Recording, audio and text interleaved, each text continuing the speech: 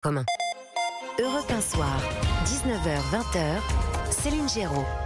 19h23, on est ensemble jusqu'à 20h. Europe 1 Soir, évidemment, où il est beaucoup question de ce nouveau gouvernement. On l'attend dans les minutes qui arrivent. 19h30 officiellement.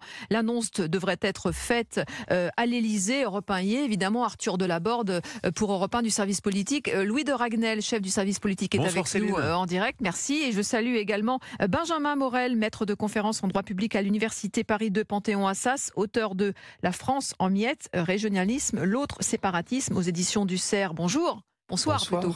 Merci d'être avec nous en direct. Alors voilà, dans les minutes qui arrivent, on va en savoir un peu plus sur ce gouvernement, même si on a déjà quelques noms. Qu'en pensez-vous sur les noms qui ont déjà été dévoilés, Benjamin Morel ? Pour l'instant, on a, je dirais, deux grands phénomènes. C'est-à-dire que on a quand même des têtes de gouvernement qui demeurent, qui semblent demeurer, qui plus est pour la plupart, des poids lourds, au même poste. Donc on a une forme de continuité, ce qui s'inscrit dans aujourd'hui la difficulté que peut avoir Emmanuel Macron à attirer, nonobstant, on en reparlera sans doute, Rachida Dati, des figures qui sont des figures connues, structurelles de la vie politique dans un gouvernement. De l'autre côté, on voit que, a priori, ce qui se dessine, c'est quand même une droitisation de ce gouvernement. Donc, ça peut, donner une ligne plus claire d'un point de vue idéologique. En revanche, la question qu'il va falloir se poser demain, c'est notamment la question de la majorité parlementaire, avec ces députés qui étaient déjà un petit peu en rupture de banc, qui avaient été plutôt rassurés par la nomination de Gabriel Attal, mais qui risquent d'être peut-être un petit peu plus en porte-à-faux demain, qui plus est avec des groupes Horizon et Modem dont il va falloir bien scruter s'ils sont récompensés dans le gouvernement pour essayer de jauger demain la cohésion de cette majorité, ce qui est quand même le problème majeur de ce quinquennat. Exactement. Et la question qu'on peut se poser, c'est la marge de manœuvre qu'a eu Gabriel Attal pour composer ce gouvernement, quand on voit la composition.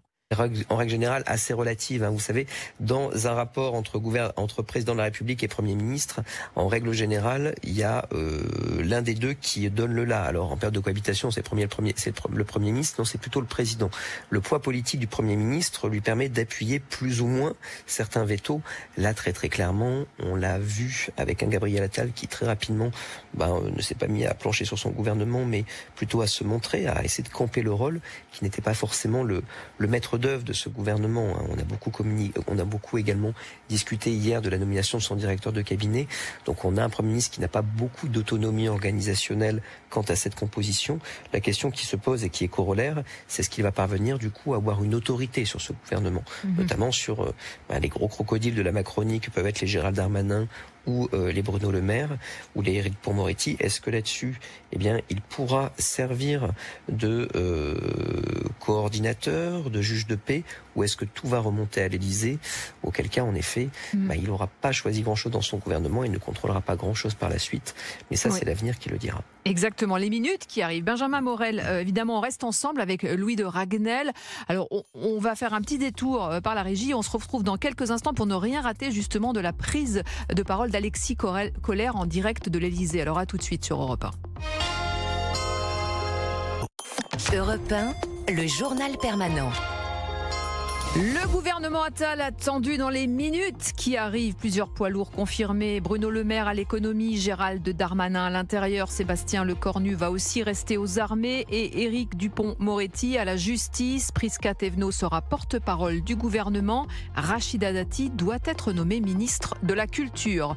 Une attaque au couteau dans la Drôme en 2020. Le parquet antiterroriste requiert un procès contre l'assaillant. Le 4 avril 2020, Abdallah Osman Ahmed avait tué au couteau 2 hommes et blessé 5 autres personnes à Romans-sur-Isère.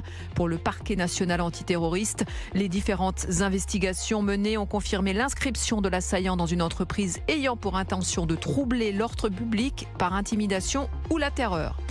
Dans l'affaire Delon maintenant, la justice saisit un médecin pour évaluer la situation de l'acteur. Décision du parquet de Montargis après les demandes de mise sous protection judiciaire formulées par les avocats d'Alain Delon et de son fils Anthony. Airbus n'a jamais autant vendu d'avions. L'avionneur européen a annoncé avoir engrangé 2094 commandes nettes en 2023. Un record grâce au succès de ses monocouloirs de la famille A320 et ses longs courriers A350. 150. Le temps, demain, retour au calme, encore très froid le matin, grisaille parfois, tenace sur le sud-ouest selon Météo France. Sur le reste du pays, le soleil dominera dès le matin, mais les gelées matinales seront parfois fortes. Attention au regel sur un grand quart sud-est jusqu'aux régions méditerranéennes. 19h-20h, Europe 1 Soir. On est de retour en direct dans le studio d'Europe 1 Soir avec Louis de Ragnel, chef du service politique d'Europe 1, et Benjamin Morel, maître de conférences en droit public à l'université Paris 2 Panthéon-Assas. On décrypte, on analyse les contours de ce gouvernement, Louis de Ragnel, qui se dessine chaque minute un peu plus. On a quand même les grandes lignes, décidément, du gouvernement de Gabriel Oui, Attal. globalement, ce qu'on peut retenir, c'est l'effet de surprise de l'arrivée de Rachida Dati, donc l'élu de la droite, l'ancienne ministre de la Justice, garde des Sceaux, sous Nicolas Sarkozy, donc qui arrive comme ministre de la Culture d'Emmanuel Macron. Donc ça, c'est la surprise. Pour le reste, globalement, ça reste une équipe qui est à peu près inchangée, peut-être un peu plus réduite. Pour l'instant, les 4 ministres un peu importants que constituait l'équipe d'Elisabeth Borne restent. Je pense à Bruno Le Maire qui reste et qui demeure donc au ministère de l'Économie et des Finances. Gérald Darmanin reste au ministère de l'Intérieur. Sébastien Lecornu reste également au ministère des Armées. Éric Dupond-Moretti, le garde des Sceaux, ministre de la Justice, reste également à son poste. Il y a quelque chose qu'on peut relever, c'est qu'avec Rachida Dati, il y a aussi l'arrivée de Catherine Vautrin au ministère du Travail. Deux femmes de droite, Catherine Vautrin, exactement, qui vient de la droite, qui vient des Républicains. Et puis globalement, on a pour l'instant, en tout cas, on attend d'avoir l'annonce qui sera faite d'une minute à l'autre par le secrétaire général de l'Élysée, mais de l'intégralité de la liste des membres du gouvernement. Mais pour l'instant, on ne voit pas d'arrivée, d'entrée de ministres issus de l'aile gauche de la Macronie. On voit peu de ministres issus du MoDem ou du groupe Horizon. Il y a fort à parier globalement qu'il y aura des ministres issus de ces deux familles politiques, Horizon et du MoDem. Mais pour l'instant, on sent que ça, si vous voulez, l'aiguillon politique du gouvernement est en train de se tourner un tout petit peu vers la droite ce soir. Louis de Ragnel, la surprise, vous l'avez dit, du chef, c'est Rachida Dati, qui est proche de Sarkozy, vous l'avez dit, ancienne garde des Sceaux, mais qui est aussi mise en examen depuis juillet 2021 pour corruption et trafic d'influence passive par personne investie d'un mandat électif public. Les soupçons, on le rappelle, portent sur les 900 000 € que lui a versé entre 2010 et 2012 une filiale néerlandaise de l'alliance Renault-Nissan, alors qu'elle était avocate et députée européenne. Et ça risque de faire quand même beaucoup réagir. Alors, ça va faire réagir, ça c'est certain. En revanche, la jurisprudence d'Emmanuel Macron, quand il a été élu en 2017, a beaucoup évolué. Il a maintenu en place des ministres qui avaient été mis en examen, même des ministres qui assistaient à des procès, qui étaient mis en cause dans des procès. Donc, du point de vue aujourd'hui de ce que fait, de la pratique du pouvoir d'Emmanuel Macron, moi ça ne me surprend absolument pas. Et puis rappelons simplement une chose, c'est qu'elle est mise en examen. Rachida Dati, pour l'instant, est mise en examen, mais elle n'a pas été condamnée.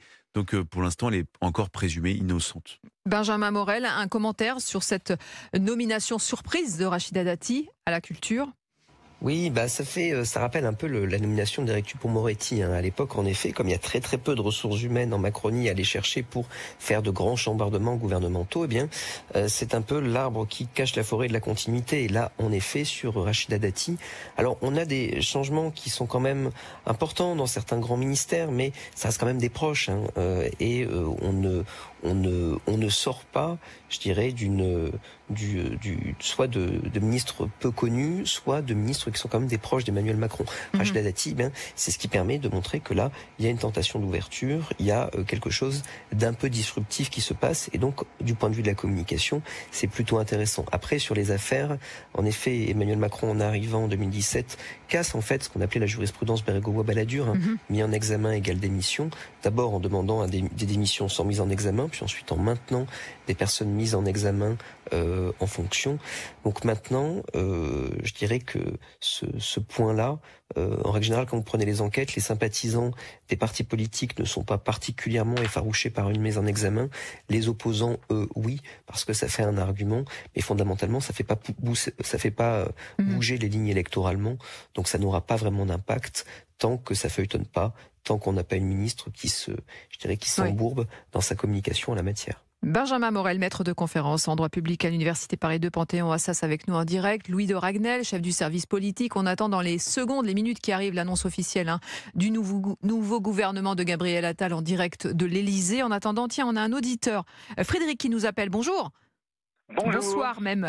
Bonsoir, oui, surtout, oui, excusez-moi aussi. Il est déjà 19h36. Vous nous écoutez à Arcachon et vous souhaitiez réagir. Alors, la nomination de Rachida Dati, c'est quand même la surprise du chef. Ah oui, alors là, voilà, j'ai une certaine sympathie pour cette femme, mais j'étais très étonné parce que dans un gouvernement Macron, si vous voulez, alors là, je m'explique pas.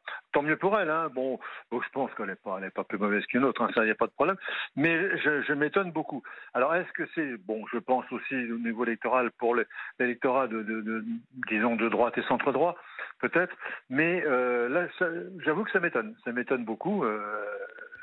Oui. C'est quoi, c'est une opération de communication? C'est quoi pour vous? Oui, je pense. Hein. Vous savez, mais comme aussi, je dirais le Premier ministre aussi. Hein, on met à la place de Madame Borne, qui était Madame 49.3. Hein, je pense que là, ça lui collera jusqu'au tout. On met quelqu'un qui a une apparence quand même beaucoup plus sérieuse. Hein. Ça fait 10 ans qu'il fait de la politique, Gabriel Attal. Il est jeune, mais précoce. Oui. Ah, oui, et Rachida Dati connaît très bien aussi l'appareil. Ah oui, Rachida, oui. Ça, si vous voulez, c'est... mais Rachida Dati ça m'étonne, c'est vrai. Alors, oui. Je pense que c'est pour essayer de secouer, de casser un petit peu, vous savez, ce monde un petit peu politique, c'est un virage à droite. Un peu les clivages. Oui. En virage à droite, vous savez, tout ça maintenant. Je pense que malheureusement ou heureusement, mais le jeu politique n'est plus, faut reconnaître, n'est plus ce qu'il était avant, la scission droite-gauche avec des choses bien précises. Je pense que maintenant, il y a, merci Frédéric. On brouille les cartes. Hein. Ouais. Voilà. Merci beaucoup en tout cas pour votre témoignage. C'est moi qui vous remercie. Et continuez à nous écouter du côté d'Arcachon. Merci beaucoup pour votre fidélité. Sur Europe 1, bien sûr. Yves, bonsoir. Bonsoir. Merci de nous appeler. Alors vous nous écoutez à Troyes dans l'Aube. Je vous écoute à Troyes, dans la banlieue troyenne, effectivement. Oui. Alors cette nomination de Rachida Dati qui surprend. Des surprises, disons qu'il n'y a pas d'énormes surprises. Je dirais qu'il y a plus peut-être un coup politique, parce que c'est le coup dont on va parler dans les 8 jours qui viennent, et puis après je pense que ça se calmera, c'est l'arrivée de Rachida Dati. Alors, est-ce que ça implique naturellement un glissement de la part de l'équipe de Macron et de Gabriel Attal vers la droite? Je n'en suis pas complètement sûr, mais disons qu'il y a un signe qui est donné et que on peut peut-être penser que ça va poser quelques problèmes dans la majorité actuelle, du côté en tout cas des partisans de la gauche traditionnelle qui avaient rejoint Macron. Cela étant, je pense que c'est pas vraiment une révolution. La révolution, c'était peut-être que l'on voit arriver des gens comme Wauquiez, Ciotti, Lisnard, par exemple, mais ils ne sont pas là. Oui. Et pour l'instant, on ignore quelle sera leur réaction à l'arrivée de Rachida Dati. Rachida Dati, je pense que il y a un côté presque anecdotique dans la mesure, moi, ce qui va être, je trouve, assez drôle, ce sera de voir la réaction du petit monde germano-parisien et du ministre de la Culture, dont on sait que traditionnellement, il est de bon ton d'être à gauche. Oui. Alors là, je pense qu'ils vont avaler les couleuvres. Justement, on va poser la question tout de suite à Louis de Ragnel sur ce que nous dit Yves, là, qui nous dit voilà, ça va faire ronfler un peu dans les arcanes. C'est vrai que le ministère de la Culture a souvent été attribué à d'autres personnalités. Alors, le ministère de la Culture est un ministère extrêmement politique parce que la politique culturelle qui est décidée par un gouvernement à tous les étages et dans toutes ses déclinaisons, dans toutes ces dimensions, tout ça est très très politique. Et Rima Abdul-Malak, donc ministre de la Culture qui n'est pas renouvelé, l'avait très bien compris et assumait clairement un positionnement fonctionnement de gauche. Par exemple, elle a été, on peut le dire, et de toute façon c'est public, elle n'aimait pas les médias privés, elle n'aimait que le service public. Dans les choix, par exemple, des directeurs d'établissements, des chefs d'établissements culturels, elle voulait privilégier des personnes issues de la diversité ethnique et sociale, mais elle incluait quand même la diversité ethnique. Elle faisait la promotion très régulièrement quand même d'œuvres, c'était vraiment l'art contemporain, des choix parfois décoloniaux, qu'on pourrait dire woke, et la culture classique, globalement, elle en parlait très peu. En tout cas, elle n'en faisait pas beaucoup état. Et donc, moi, je pense vraiment qu'il y a une vision de gauche, il y a une vision de droite de la politique culturelle. On avait une vision qui était globalement vraiment ancrée à gauche avec Rima Abdul Malak, la ministre de la Culture sortante. On attend de voir ce que va faire Rachida Dati, mais il y a fort à parier, son logiciel vient de la droite. Rachida Dati, c'était quelqu'un qui était avec Nicolas Sarkozy, qui était garde des Sceaux. Et s'il y a bien un sujet qui est politique, c'est la politique pénale en France. Oui. Donc tout son logiciel, normalement, s'inscrit dans un ADN de droite. Donc voilà, on va voir comment va faire Rachida Dati. Que souhaite-t-elle faire, par exemple, du service public, de l'audiovisuel public, France Télévisions, Radio France. Voilà, c'est l'autorité tutelle. Quelle est la politique, je sais pas, industrielle de financement du cinéma que Rachida Dati veut mettre en place? Quel type de culture veut-elle promouvoir? Quel type de culture veut-elle rendre accessible, par exemple, à la jeunesse?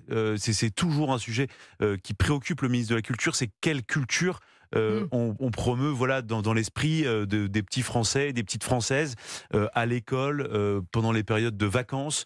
Donc tout ça, voilà. Pour l'instant, on a des questions et on attend de voir les réponses une fois que Rachida Dati aura pris ses fonctions. Et on attend, Louis de Ragnel, dans les minutes, les secondes qui arrivent, l'annonce officielle d'Alexis Kohler, le secrétaire général de l'Élysée, de ce nouveau gouvernement en direct de l'Élysée, Europe 1 évidemment. Et sur place, on suit ça avec vous en direct, auditeurs d'Europe 1. L'autre personnalité féminine qui prend de l'épaisseur, c'est Amélie Oudéa-Castéra, qui était déjà ministre des Sports et qui récupère le ministère de l'Éducation. Benjamin Morel, on sait, et d'ailleurs Gabriel Attal l'a dit quand il a pris ses fonctions lors de la passation des pouvoirs, j'emmène l'école avec moi, la cause de l'école avec moi. Il laisse ce ministère finalement à une ministre qui a déjà les sports. Est-ce que c'est pas quelque part un camouflet pour le corps enseignant de se dire qu'on est associé au sport, ou pour vous c'est une bonne nouvelle? C'est pas si exceptionnel. On a une association au sport naguère sous le ministère de Jean-Michel Blanquer. Donc c'est pas si exceptionnel, mais c'est peut-être pas le bon moment pour plusieurs raisons. Voilà. D'abord parce qu'il y a les Jeux Olympiques. Effectivement, les Jeux Olympiques à Paris. Je crois qu'on a perdu Benjamin Morel, mais on l'aura dans quelques instants. Les Jeux Olympiques, Louis de Ragnel. Oui, on vous a retrouvé. Oui, il y a les Jeux Olympiques. Allez-y, poursuivez. On vous avait perdu quelques secondes. Benjamin Morel, on a reperdu Benjamin Morel. Alors voilà, allez, on y va. Benjamin Morel, est-ce que vous nous entendez? Oui, je vous entends. Voilà, on vous a perdu quelques secondes. Vous disiez, voilà, il y a les Jeux Olympiques. Effectivement, il y a beaucoup de pression, de tension, mais l'éducation nationale, c'est un chantier colossal. Et Gabriel Attal a ouvert énormément de chantiers, fait énormément d'annonces. Oui, et là, en effet, on peut comprendre encore une fois le rattachement des sports, mais c'est pas le bon moment parce que évidemment il y a les Jeux Olympiques et donc ça va prendre une bande passante importante à la ministre.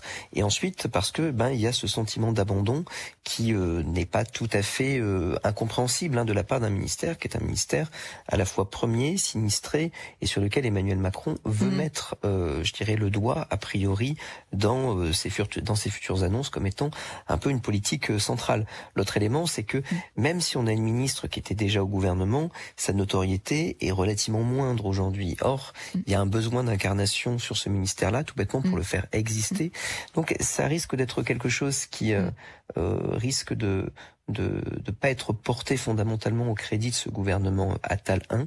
Et si jamais vous avez des tensions au niveau de l'éducation nationale, il est possible qu'à terme, ça rejaillisse sur l'actuel Premier ministre. Allez, Benjamin Morel, on reste ensemble bien sûr avec Louis de Ragnel et Arthur Delaborde en direct de l'Élysée pour une annonce imminente de ce gouvernement. On reste ensemble, on se retrouve dans quelques instants sur Europe 1. On est de retour, 19h47 et tout de suite priorité au direct. Alexis Colère, en direct de l'Elysée, évidemment, dans quelques instants. Le gouvernement l'annonce, on y sera du côté de l'Elysée. Et en attendant, Pascal Praud, c'est désormais 2 rendez-vous par jour sur Europe 1. D'abord avec l'heure des pros de 9h à 9h30 en codiffusion sur CNews. Et ensuite de 11h à 13h pour vous donner la parole. Parce que comme le dit Pascal, le plus important, c'est vous. Pour participer à Pascal Praud et vous, appelez 01 80 20 39 21, numéro non surtaxé. C'est bien ce leasing électrique. Ça rend l'électrique encore plus accessible. Fallait bien ça, car la transition énergétique, ça compte, mais aussi pour son porte-monnaie. C'est vrai que pouvoir acheter une voiture électrique, ça pouvait être une prise de tête. Pas de doute, c'est vraiment bien. Et encore mieux avec Fiat. What ? Nouvelle 500 électrique, des 79 € par mois seulement et sans aucun apport. 79 € sans apport ? Décidément, Fiat 500, dans le cœur de tous. Et à jamais, une électrique pour tous. Portes ouvertes ce week-end. LLD 36 mois sans apport, aide au leasing électrique de l'État déduite si accord crédit par jusqu'au 31 janvier. Détails sur fiat.fr. Fiat. Pour les trajets courts, privilégiez la marche ou le vélo. Bonjour, moi, c'est Vincenzo, spécialiste canapé, poltrone et sofa. Et moi, je prends soin de vous en magasin. Je suis Salima. Les doubles soldes chez poltrone et sofa, C'est 2 fois plus intéressant. 50% de remise, plus 20% supplémentaires sur la collection première. et jusqu'à dimanche, Sur le reste de la collection, la livraison est offerte. Double solde de qualité. poltrone et sofa, solo divani di qualità.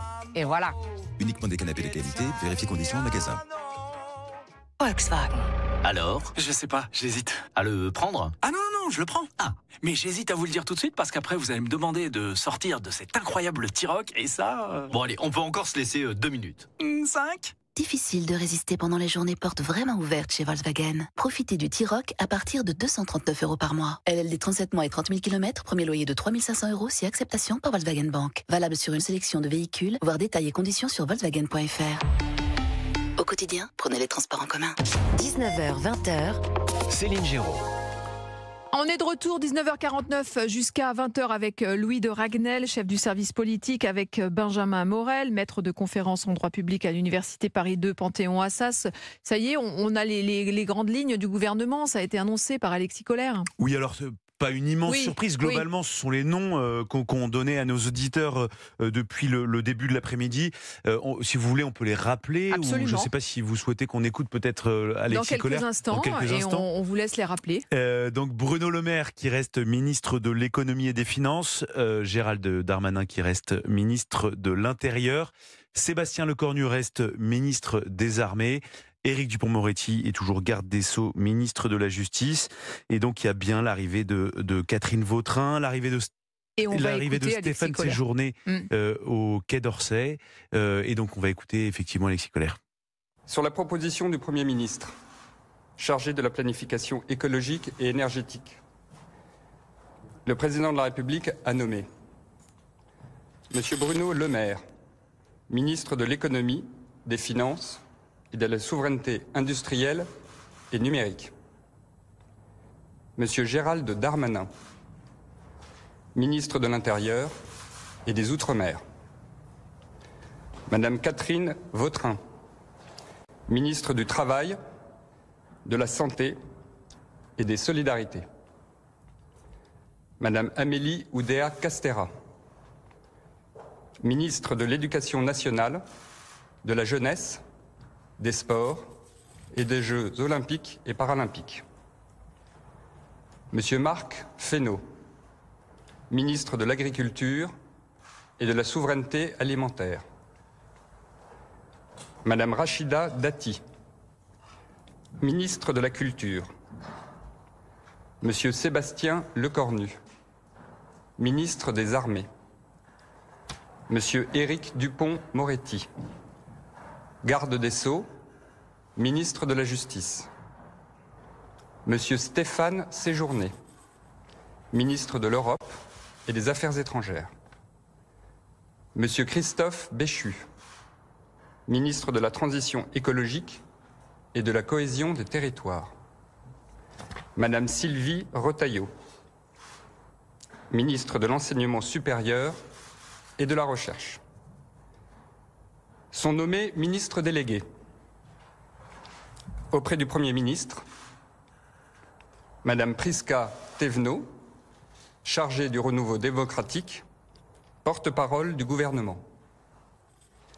Madame Marie Lebec, chargée des relations avec le Parlement. Madame Aurore Berger, chargée de l'égalité entre les femmes et les hommes et de la lutte contre les discriminations.